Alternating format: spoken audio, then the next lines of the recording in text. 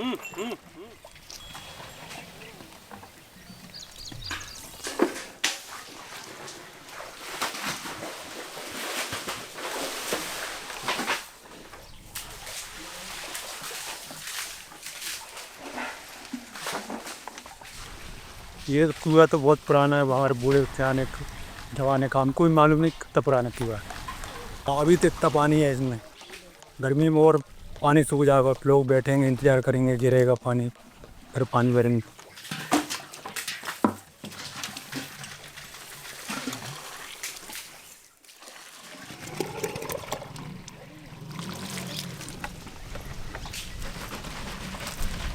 को लेकर बहुत दिक्कत होती है दीदी, या पीने के लिए भी खर्चे के लिए भी यहीं पे आना पड़ता है। एक ही कुआं है और जैसे बोर मोर होती है तो उसमें भी पानी निकलता, नल में भी पानी है।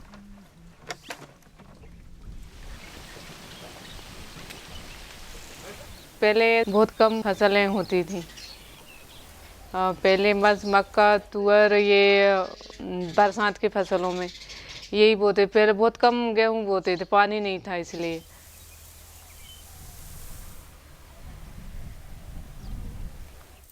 अरे मैं तो सवेरे काटी थी मैंने। आज की डेट में अगर कोई किसान धान लगा रहा है या गेहूँ लगा रहा है, धान का अगर आप एग्जांपल लेते हो उसमें 6-7 स्प्रे होते हैं। सो उसका जो कॉस्ट ऑफ प्रोडक्शन है वो 3 टाइम है मिलेट्स के कंपैरिजन में। तो अगर 1 kg आपको राइस का प्रोडक्शन करना है तो 3 से 3,500 लीटर पानी लगता है, बट वही मिलेट्स आप 300-400 लीटर पानी में उगा सकते हैं। इसमें प्रोडक्शन कम आता है। जैसे 1 एकड़ में अगर आप मिलेट का प्रोडक्शन करते हैं तो आज की डेट में किसान 4 से 5 क्विंटल का प्रोडक्शन ले पा रहा है। अगर वो वीट उगाता है तो 15-16 क्विंटल निकलता है।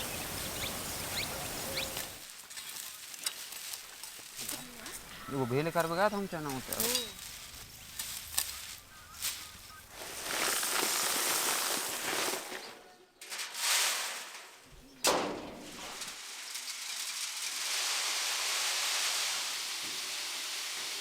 गेहूं चने तो बिक जाता था, मगर ये मोटे अनाज मतलब ये कोदो कुटकी है, इसकी परेशानी थी। इसको कहाँ बेचे?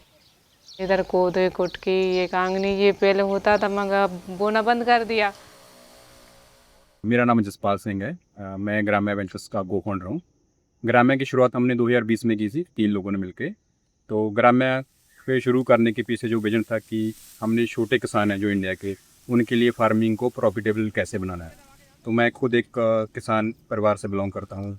सो मेरे को जो फार्मिंग में जो प्रॉब्लम आती है उसका अच्छी तरह से फर्स्ट हैंड एक्सपीरियंस है। तो उन्हीं को ध्यान में रखते हुए हमने ग्राम्य की शुरुआत करी। तो अभी हमारे को ऑलमोस्ट 4 साल हो गया है इस फील्ड में काम करते हुए। तो हम ऑलमोस्ट 3500 किसानों के साथ इंडिया में काम कर रहे हैं, जो मोस्टली हमारे जो फार्मर है वो मध्य प्रदेश में है। पिछले 4 सालों में हम भारत में मध्य प्रदेश के रायसेन, मंडला, अनूपपुर, ढिंडोरी इन जिलों में मिलेट की सप्लाई चेन पे काम कर रहे हैं।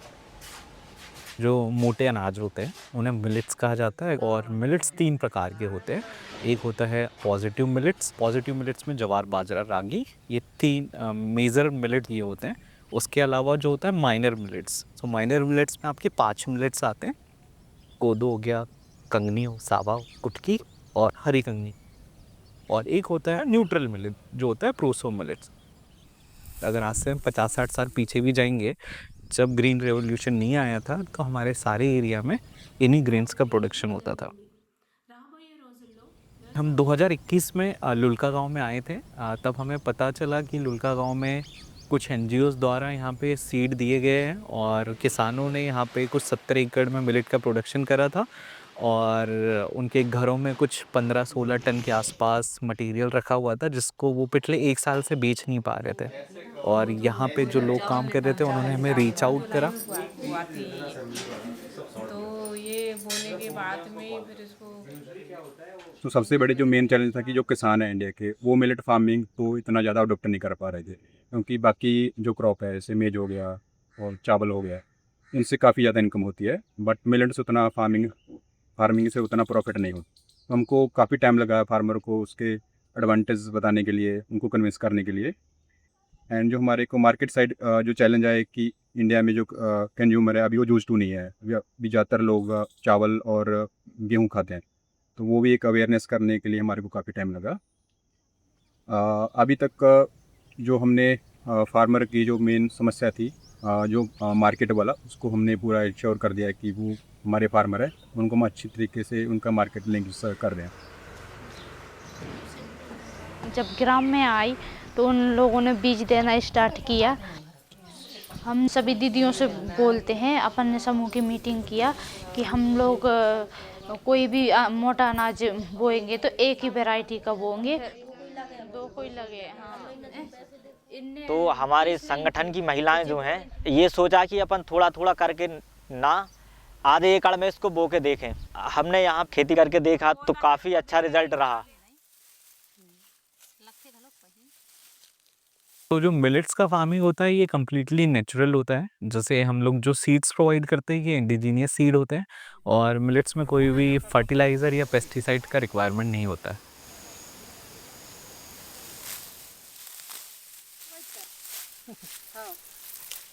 देखिए ये इजीली हल्की फुल्की मिट्टी में आराम से हो जाता है। इसके अलावा इसमें क्या होता है कि इसको अगर एक पानी ही मिल गया बाय चांस तो उसमें भी वो अच्छा पैदावार हो जाती है।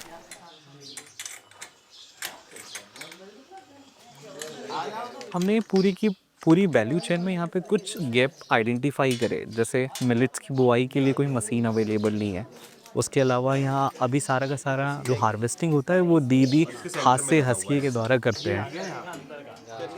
तो हमने सभी समस्याओं को पहले आइडेंटिफाई करा। जो भी समस्या है किसानों को उसको सॉल्व करने के लिए, उनका एफिशिएंसी बढ़ाने के लिए जो मशीन काम में आ सकता है, हमने वो मशीन यहाँ पे इंट्रोड्यूस करवाया है।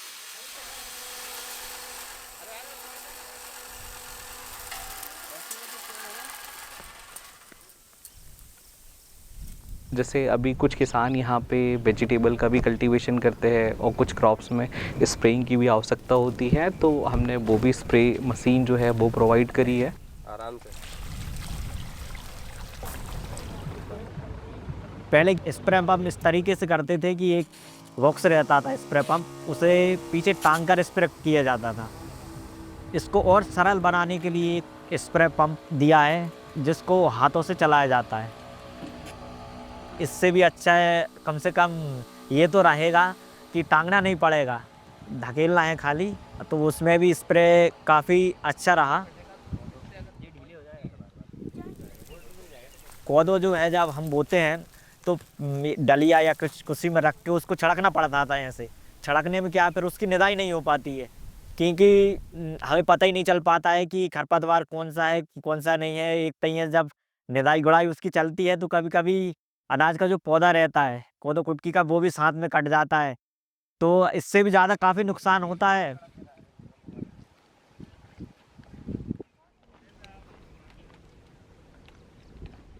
सर ने बताया है कि भाई आप सीडिंग मशीन लो, इसमें क्या है कतार की कतार हम बो सकते हैं। इसमें ये भी आसानी रहेगी कि हम आराम से कतार की कतार काट भी सकते हैं और इसकी निदाई गड़ाई भी कर सकते हैं।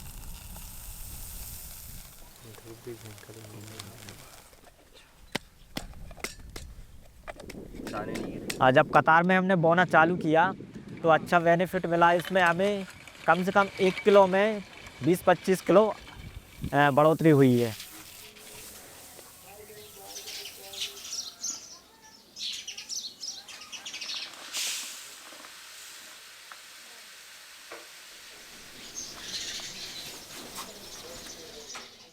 पहले हमको छांटने में बहुत दिक्कत पड़ती थी, ये मोटा कचरा और ये मिट्टी मतलब अलग नहीं होती थी।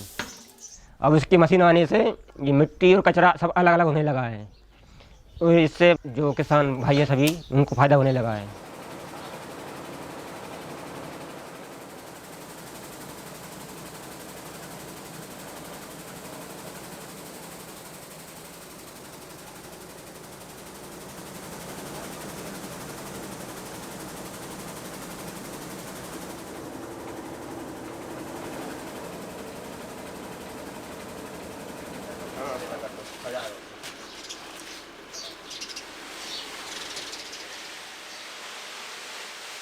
साफ करने के बाद उसको कूटते थे ओखली में, फिर उसको दलने में टाइम लगता था, ज़्यादा मतलब बारीक हो जाता था, टूट जाता था।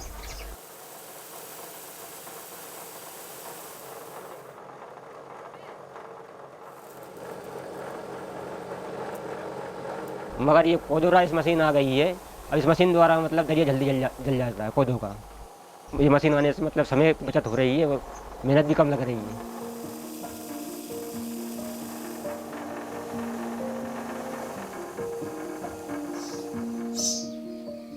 ग्राम्य ने यहाँ पे एक कलेक्शन सेंटर बिल्ड करा हुआ है जहाँ पे किसान अपने जितना भी मिलेट्स ग्रेन है वो यहीं गांव में सेल कर सकते हैं। हम हमारे 1500 फार्मर से 100% जितना भी प्रोड्यूस मिलेट्स का वो ग्रो करते हैं, हम उसको बाय बैग परचेज करते हैं और हमारे किसानों को 15% तक प्रीमियम देते हैं। तो यहाँ पे इकट्ठा कर लेते हैं पूरा गांव का, फिर इकट्ठा करके यहाँ पे ग्राम में आपको ला के देंगे, तो एक गाड़ी भरा जाती है तो वो उठा के ले जाते हैं। और हम लोग जो भी पेमेंट्स होती है वो किसान और एफपीओ के अकाउंट में डायरेक्टली करते हैं उनके वजन के हिसाब से। बेचने की जो समस्या थी हमारी फसलों को, तो वो अब डायरेक्ट अब ग्राम्या को दिया हो, तो ग्राम्या ने हमको सही मोल और अच्छा पैसा दिया। हम हमारे जितने भी प्रोडक्ट्स होते हैं वो B2B player, D2C brands, organic stores को बल्क में सप्लाई करते हैं। ग्राम्या अभी एक D2C ब्रांड लॉन्च कर रहा है और ये किसानों का ब्रांड होगा, जहाँ पे हम लोग हमारे जितने भी प्रोडक्ट्स हैं वो हमारे ब्रांड के अंदर में डायरेक्टली कंज्यूमर तक लेके जाएंगे। पिछले 4 सालों से हम लोग मिलेट पे ही काम कर रहे हैं। अभी हमने 4.5 लाख किलो से ज़्यादा जो मिलेट्स है जो किसानों ने उत्पादन करा है उसको हमने मार्केट लिंकेजेस प्रोवाइड कराया हुआ है। हम लोग समय समय पर कुकिंग वर्कशॉप अरेंज करते हैं। जो मिलेट कुक सेफ हैं उनके साथ ग्राम्या ने पार्टनरशिप करा हुआ है। रेडी टू ईट और रेडी टू कुक जो प्रोडक्ट्स हैं इसके, जैसे मिलेट राइस, मिलेट के पोहे, फ्लेक्स और मिलेट के स्नैक्स, तो हम मिलेट्स को कैसे खाना है, इसकी अलग अलग रेसिपीज़ क्या होती है, उस पर भी अवेयरनेस प्रोग्राम्स करते रहते हैं। जो बुद्धा में हमारे को सपोर्ट मिला है, क्योंकि हम जो तीनों को फाउंडर हैं ग्राम्या के, वो आते हैं रूरल बैकग्राउंड से। हमारे पास कंपनी एस्टेब्लिश करने का, स्टार्टअप शुरू करने का इतना आइडिया नहीं था, तो बुद्धा ने हमारे को कंपनी कैसे बनाई जाती है, मेंटरशिप सपोर्ट हो गया, चाहे नेटवर्क हो गया, चाहे फाइनेंशियल सपोर्ट हो गया, ये सब चीज़ों हमारे को बुद्धा की साइड से मिला है, तो वो हमारे लिए काफ़ी हेल्पफुल रहा है।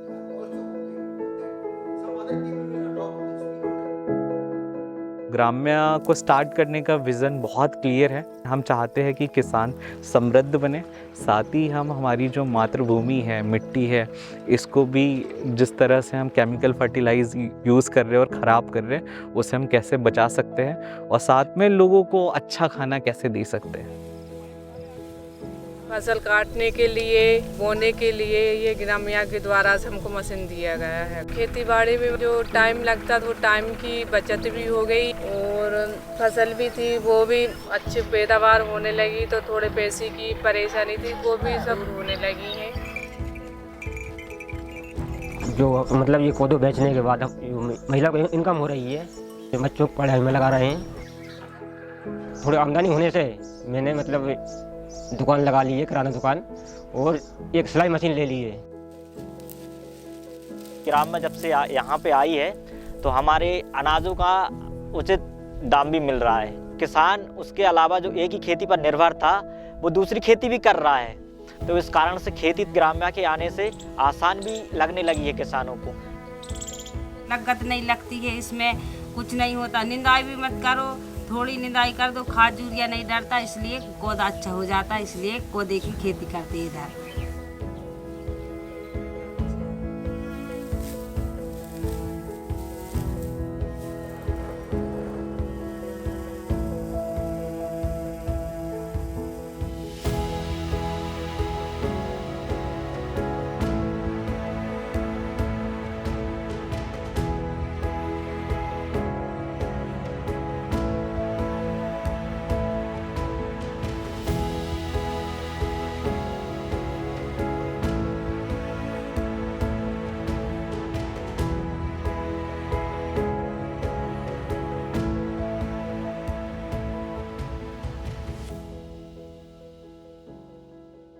कोदो बोले कुटकी बोले बोले उनार, ए बाई जिंदगी के लाने यार, ए बाई जिंदगी के लाने यार, मोर संग मा कर ले उनार, ओ बाई जिंदगी के लाने यार।